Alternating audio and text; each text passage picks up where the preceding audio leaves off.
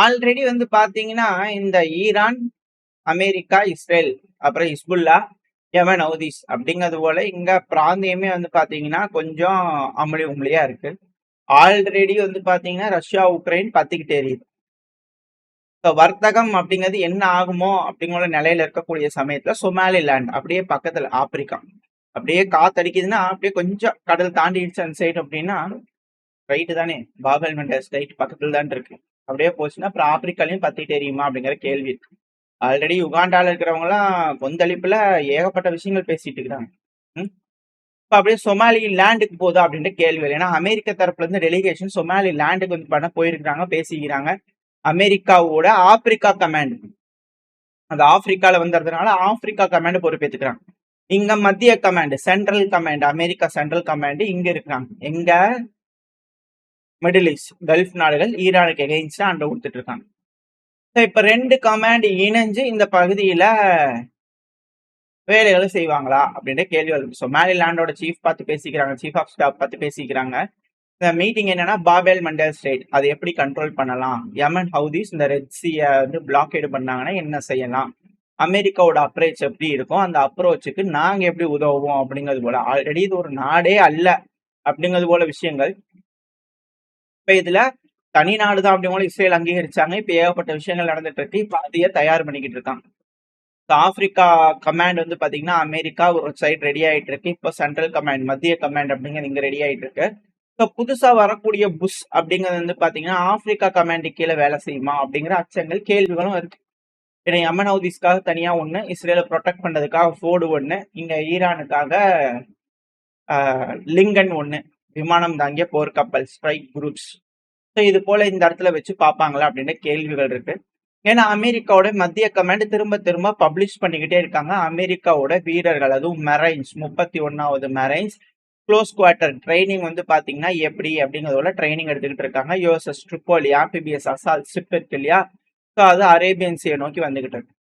இப்படி இருக்கும் சமயத்துல இது போல வந்து பாத்தீங்கன்னா ட்ரைனிங் இமேஜஸ்லாம் ரிலீஸ் பண்றாங்க அப்படின்னா ஆம்பிபிஎஸ் லேண்டிங்க்கு அமெரிக்கா தயாராகுதா அப்படின்ற கேள்வி. திரும்பவும் அப்படியே சீஸ்ஃபயர் அப்படிங்கிறது வந்து பாத்தீங்கன்னா அப்படியே திரும்ப வந்து பாத்தீங்கன்னா அப்படியே பீக்ல ஏறுற மாதிரியான செய்திகள் வந்து படம் தொடர்ச்சியா வந்துகிட்டு இருக்கு. இதுல இந்த சமயத்துல ஈரானோட ஃபாரின் மினிஸ்ட்ரி கிட்ட வந்து பாத்தீங்கன்னா கேட்டுருக்காங்க ஸ்போக் பர்சன் இஸ்மாயில் பெஹேக்கி அவர்கள், பேர் கொஞ்சம் கரெக்டா இல்லை. ஸோ அவர் என்ன சொல்லிக்கிறார் அப்படின்னா இந்த வீடியோல இருக்கிறாரு அவர் ஸ்போக் பர்சன் என்ன சொன்னார் அப்படின்னா, இதுல அமெரிக்கா இஸ்ரேல்லாம் வந்து பண்ணா குட் போலீஸ் பேட் போலீஸ்னு கூப்பிடுறதெல்லாம் சரியா கிடையாதுங்க. ஏன்னா 2 பேரும் கிரிமினல்ஸ் தான். ஸோ அதனால இதுல குட் பேட் எல்லாம் கூப்பிடக்கூடாது. அவங்க போலீஸ் எல்லாம் கிடையாது, அவங்க கிரிமினல்ஸ் அப்படிங்கிற தெளிவுபடுத்திக்கிறார். அது மட்டும் இல்லாம ஈரானோட அசட்ஸ் எல்லாம் ரிலீஸ் பண்ணுங்கன்னு சொல்றது வந்து பார்த்தீங்கன்னா கன்செஷன் கிடையாது, அது எங்களோட ரைட், அது எங்களோடது.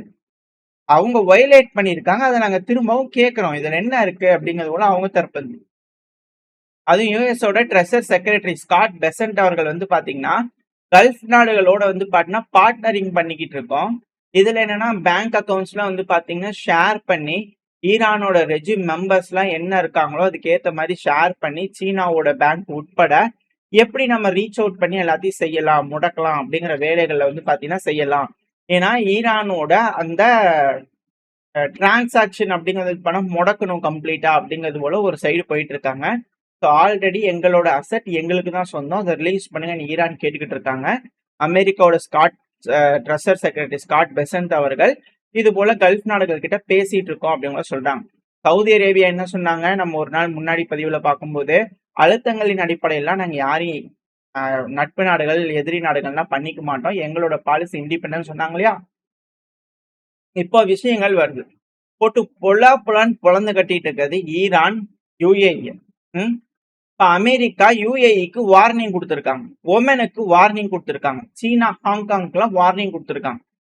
என்னங்க சாங்ஷன் போட்டிருக்கிறவங்க ஈரானோட, அந்த சாங்ஷன்ல நீங்களே என்னங்க ஹேண்டில் பண்ணிக்கிட்டு இருக்கீங்க ஈரானோட டிரான்சாக்ஷன்லாம்? ஈரானுக்கு எப்படிங்க வர்த்தகம் நடந்துகிட்டு இருக்கு? இன்டர்நேஷனல் பேங்க்ல ஏன் ஆக்சஸ் கொடுக்குறீங்க?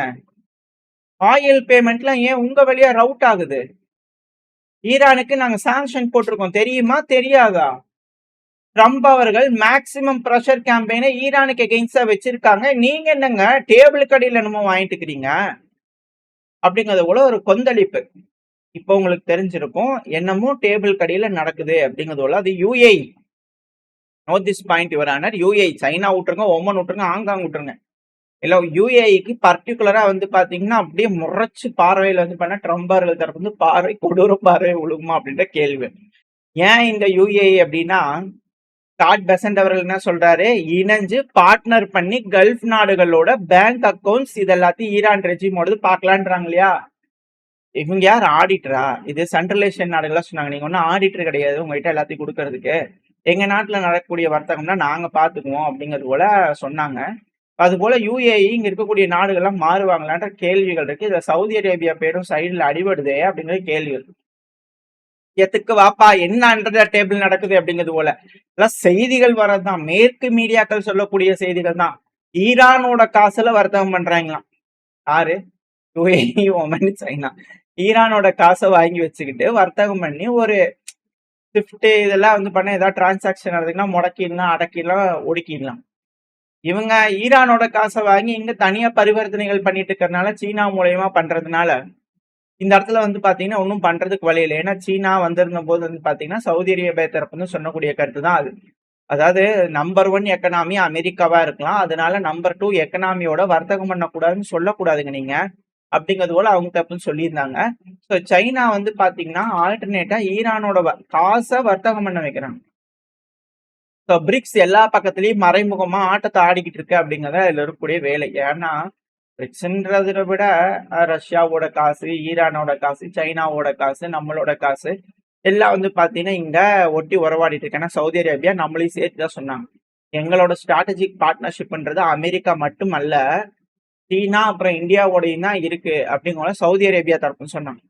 இந்த மெசேஜஸ் எல்லாம் வந்து பாத்தீங்கன்னா யாருக்கு போகுது அப்படின்ற கேள்விகள் வருது. ஈரானோட பணத்தை நீங்க ஏன்பா பட்டுவாடா பண்றீங்க அப்படிங்கிற கேள்விகள் வருது.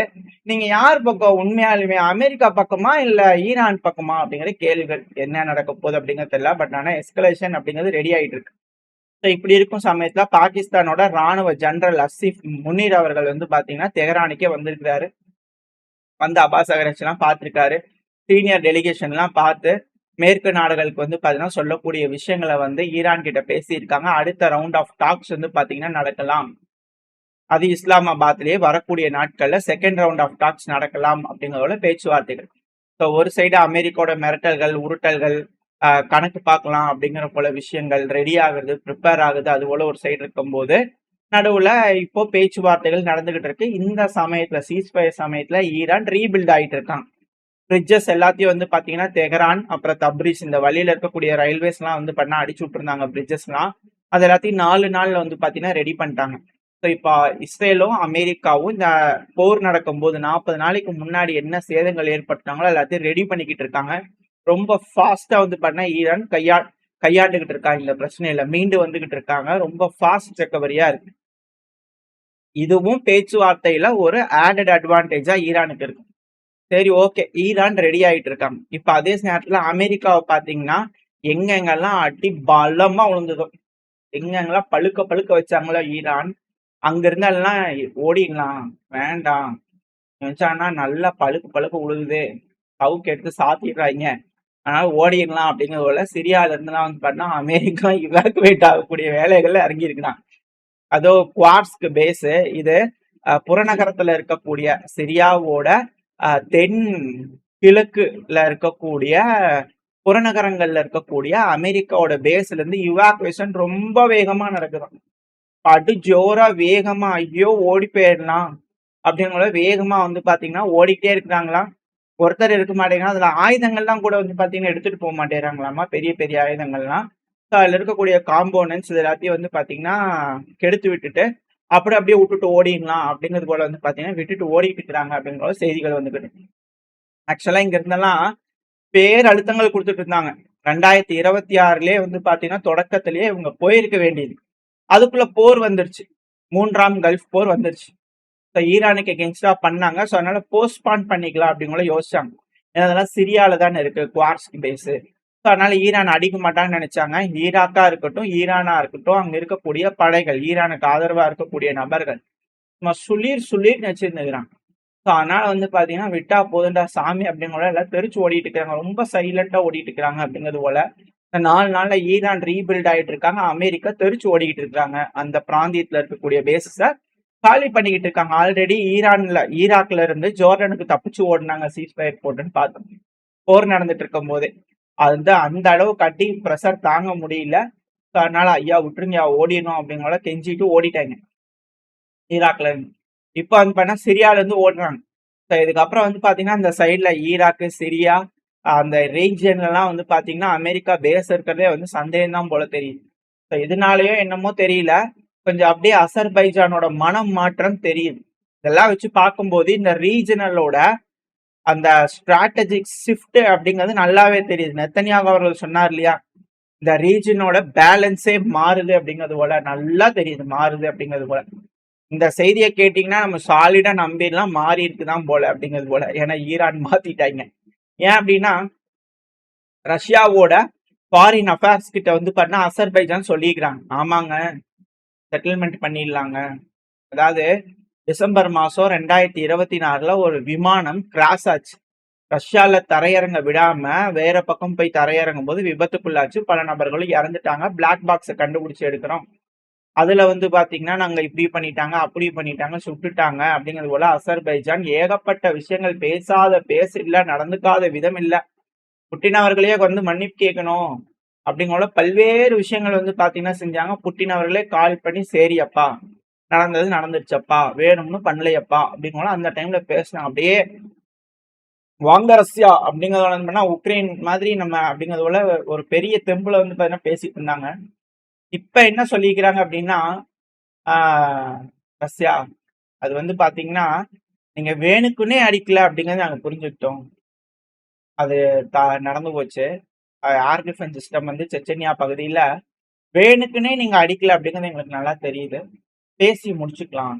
முதல்ல என்ன கேட்டாங்க, காம்பன்சேஷன் கேட்டாங்க, மன்னிப்பு கேட்டாங்க, நீங்க தான் பண்ணீங்கன்னு ஒத்துக்கோங்க அப்படிங்கிறது போல கேட்டாங்க. பல்வேறு விஷயங்கள் தேடி பாத்தீங்கன்னா தெரியும். அவங்க பேச்செல்லாம் வந்து பாத்தீங்கன்னா அப்போ அந்நியனோட இன்னொரு சைட்ல இப்போ ஐயா மன்னிச்சிருங்கய்யா நீங்க. ஸோ இந்த இடத்துல ரீஜனே வந்து பாத்தீங்கன்னா அந்த சேஞ்ச் ஷிஃப்ட்ங்கிறது கிளியரா தெரியும். இதுக்கப்புறம் ரஷ்யா விடுவாங்களா, அசர்பைஜான் ஈரானும் ரஷ்யாவும் சேர்ந்து விடுவாங்களா அப்படிங்கிற கேள்விகள் இருக்கு. பார்ப்போம். ஏன்னா நிறைய விஷயங்கள் செஞ்சிருக்காங்க. அலியேவ் அவர்கள் அசர்பைஜானோட அலியேவ் அவர்களோட ஆட்டத்திற்கு அளவில்லாம இருந்தது. ஸோ இப்ப அந்த ஆட்டம் கொஞ்சம் ஆட்டம் கண்டிருக்கு அப்படிங்கிறது போல புரிஞ்சுக்கலாம். இந்த ரீஜனே வந்து பாத்தீங்கன்னா ஷிஃப்ட் ஆயிட்டு இருக்கு. வரக்கூடிய நாட்கள் ரொம்ப ரொம்ப குரூஷியல். ஸோ இதை ஈரான் எப்படி கையாள போறாங்க, வரக்கூடிய பேச்சுவார்த்தைகளை என்ன மாதிரியான விஷயங்கள் நடக்க இருக்கு, இதனால என்ன முடிவுகள் எட்டப்படுது அப்படிங்கிற செய்திகள் வச்சு அடுத்த பார்க்க ஆரம்பிக்கலாம். ஓரளவுக்கான தகவல்கள் இந்த பையில பார்த்துருப்போம். இந்த பதிவு எப்படி இருந்துச்சு, உங்களுக்கு பிடிச்சிருக்கா? பிடிச்சுனா லைக் பண்ணுங்க, உங்க ஃப்ரெண்ட்ஸ் ஷேர் பண்ணிக்கோங்க. அது கூட மறக்காம நம்ம சேனல் சப்ஸ்கிரைப் பண்ணலாம், மறக்காம சப்ஸ்கிரைப் பண்ணிக்கோங்க. அப்பதான் நம்ம போடக்கூடிய வீடியோக்களை வச்சு யூடியூப் நான் பேருக்கு ப்ரொமோட் பண்ணும். உங்களோட அன்பாதரமா எனக்கு எப்ப இருக்கும்னு நம்பிக்கலாம். அடுத்த பேர் சந்திக்கிறேன். அது வரைக்கும் ஸ்டே சேஃப். பை.